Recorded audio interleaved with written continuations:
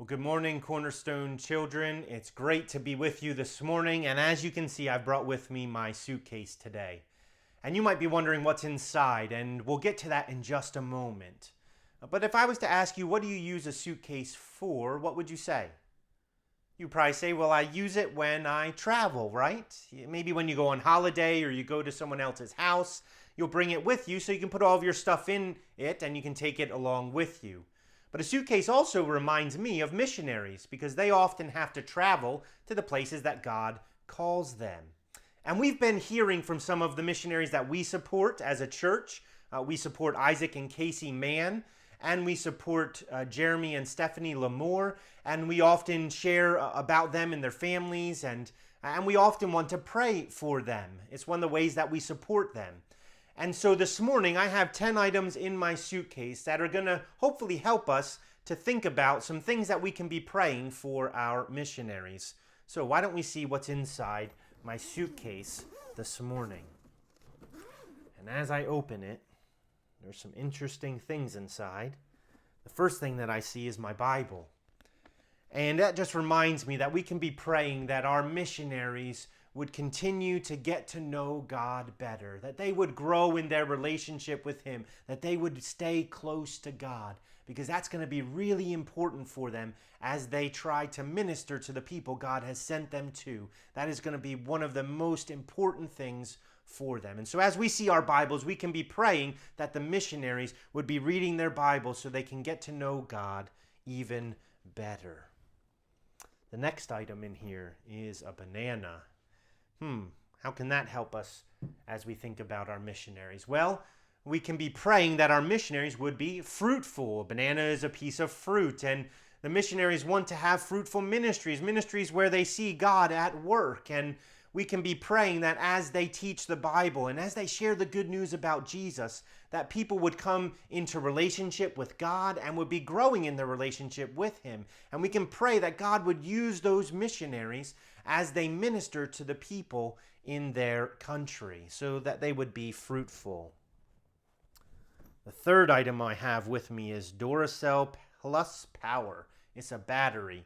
And that reminds me that we can be praying that our missionaries would know God's power, that they would know His strength as they serve Him. And that even in the times when they feel weak, that they would know God's strength and that the Spirit of God would be strengthening and equipping them for the ministry that He has called them to. So a battery can remind us about the need for God's strength. Let's see, the next thing that I have here is a picture. It's a picture of some of our family, in fact, some of Allie's family back in the States. And this just reminds me that missionaries, oftentimes they have to leave their home and leave their family behind, and they have to say goodbye. And that can be really hard, and they miss their family, and they might not get to see their family as often as other people do. And that can be really hard. There'll be times when the missionaries will feel homesick, when they might feel lonely. And so we can be praying as we look at our pictures that they would have good opportunities to be able to talk to and maybe even get to see their families at times, and that they would know of God's care as they're away from them, and that they would continue to trust God in the midst of that. The next item that I have here is a London map and guide. I've used this already once in a video. And again, it just reminds me that we can be praying for our missionaries, that they would know God's leading, that they would know His guidance, that they would know His direction as they minister, that they would know where God wants them to go and to minister, and that He would give them wisdom to know the things that He would want for them to do. So we can be praying for them about those things. Let's see, the next thing that I have in here is a German CD intensive language course. And some of you will know that missionaries, as they travel to other countries, sometimes they have to learn a new language.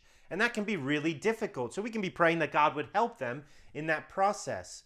But not only is language the only thing that's new, there are all kinds of things that missionaries have to adjust to. Adjusting to a new place, adjusting to a new routine, maybe adjusting to a new school for children and those kinds of things. And there'll be all kinds of things that they have to adjust to that are new and different from the place that they lived before. So we can pray that God would help them and give them patience as they serve Him.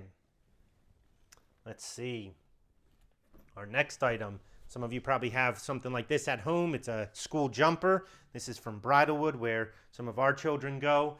And that just reminds me that the families we support have children who go to school. And so you could be praying for them as they go to school. So as you go to school, you could be thinking and praying for those children, that they would know God's help as they continue to learn. Now, just a few items left in here. Here's a bottle of Calpol. What do we use this for? Well, we use this when we don't feel well. And it reminds me that we can be praying for the health of our missionaries, that God would continue to strengthen them and keep them, and that they would be healthy. And also that when they need medical care, that they be able to get the medical care that they need. And so we can pray for their health. 2 more items left. The next one is a passport. And that just reminds me that as they travel to new countries, they need a passport and oftentimes visas as well in order to live there.